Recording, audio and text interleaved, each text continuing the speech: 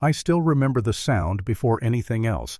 Not voices, not footsteps, but that hollow pause that happens when a room decides you don't matter. It was late afternoon, the kind of day where everything feels rushed and irritated, and I was standing in a building that was supposed to exist for public service. Fluorescent lights, scuffed floors, a front desk, with a bell no one ever actually rings. I'd come in to report something that didn't sit right, something I'd learned over a long career never to ignore. But before I even finished my first sentence, I felt it. That subtle shift, the looks, the quiet judgment. One guy leaned back in his chair and smirked like he'd already heard enough.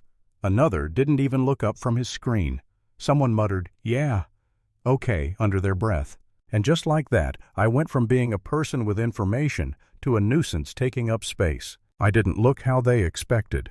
No uniform, no badge on my belt. Just a suit that had seen better days and a face that apparently didn't scream authority. One of them glanced at my shoes, then back at my face like he was checking for consistency and finding none. "Sir," he said, drawing the word out, "why don't you start from the beginning?" Slowly. It wasn't concern, it was condescension. I've been underestimated before. Growing up, teachers thought I wasn't paying attention. Early in my career, people assumed I was in the room to take notes, not make decisions.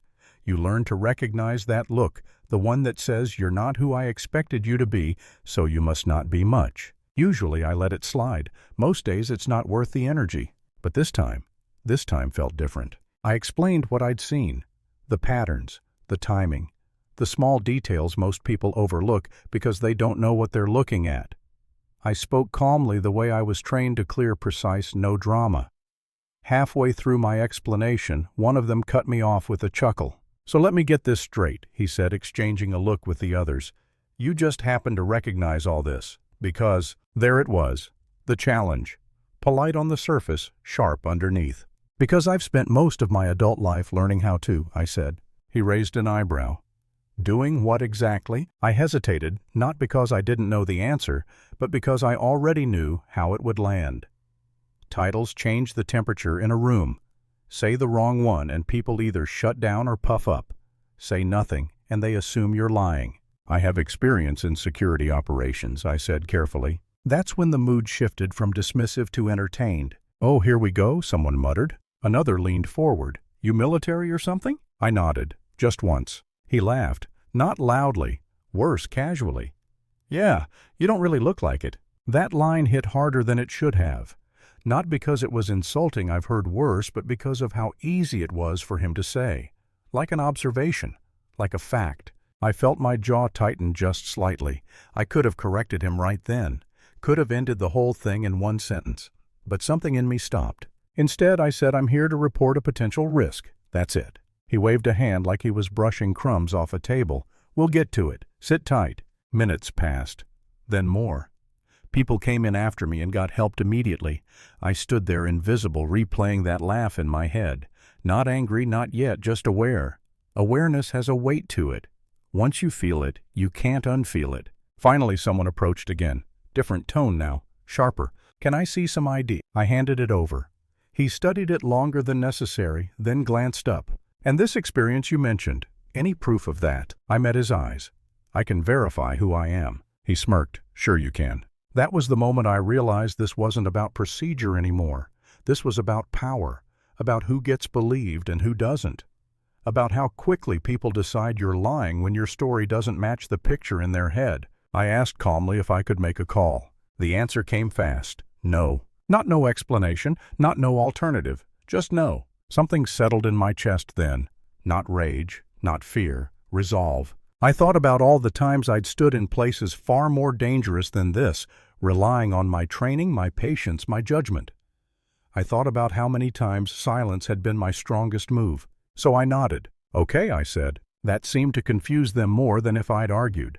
Compliance throws people off when they expect resistance. I waited. Let them do what they thought they needed to do. Let them talk. One of them said something about people pretending. Another mentioned how these types come in all the time. I noticed the way his words floated just loud enough for others to hear. Performative. Cruel in a way that pretends to be professional. At some point, someone offered me water. A small gesture, almost apologetic. I took it, met her eyes, and said, "Thank you." She looked relieved, like she'd just been reminded she still had a choice in who she was. When I finally got a moment alone, just a moment, I did what I should have done earlier. I used a line they didn't know about, sent 3 short messages, no explanations, just facts. Then I waited. The change didn't come with sirens or shouting, it came with silence. A phone rang, then another. I watched their expressions shift in real-time irritation, turning into confusion, confusion into something closer to concern. One of them stood straighter. Another stopped joking mid-sentence. Someone called my name. Not sir, not hey, my name. They asked me to wait politely this time. When the confirmation finally came, it wasn't dramatic. No one announced it, no one apologized right away. They just recalibrated. Suddenly everyone was careful with their words, careful with their distance. I could see it on their faces, the math happening behind their eyes. Replaying the last 30 minutes, wondering which parts they could take back. I didn't say I told you so. I didn't need to. I gave my report. Clearly, efficiently, like I'd intended to from the beginning. People listened, they took notes, they nodded at the right moments.